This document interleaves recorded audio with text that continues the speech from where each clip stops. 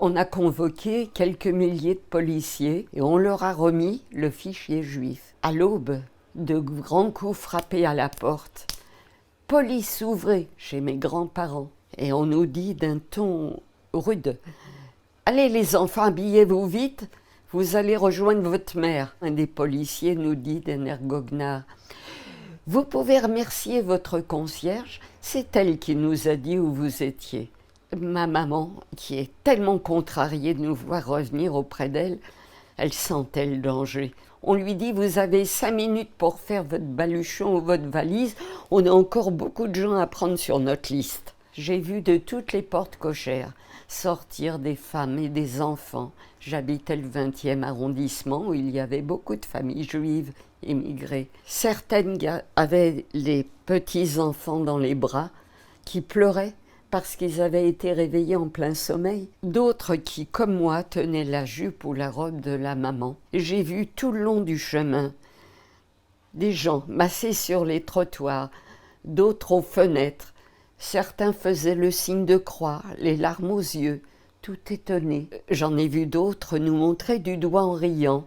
Je portais mon étoile depuis le mois de juin.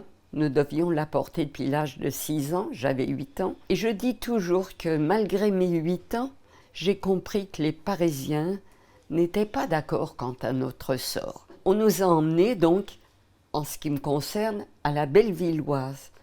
Là, on est rentré par la grande porte. Nous étions plusieurs centaines, je crois, serrés les uns contre les autres. Moi qui étais petite, j'avais du mal à respirer.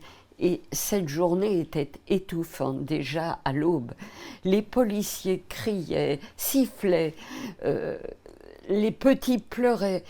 On lisait l'inquiétude, l'angoisse sur tous les visages. Et une voisine est venue auprès de ma mère et lui dit que sa fille Léa a réussi à s'enfuir par l'issue de secours. Ma mère se tourne vers nous et nous dit « Vous allez faire comme Léa.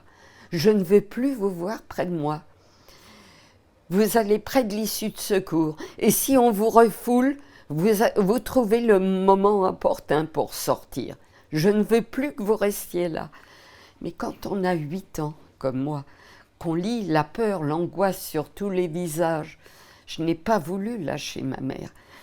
C'était mon pilier, je me suis accrochée à elle, je ne veux pas te quitter, j'ai hurlé. Alors elle a fait quelque chose que je n'ai pas compris sur le moment.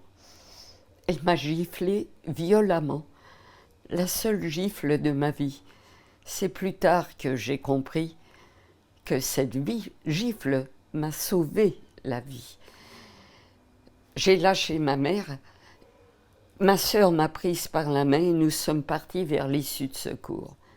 Et là, les 2 policiers en faction ont tourné la tête pour ne pas nous voir sortir.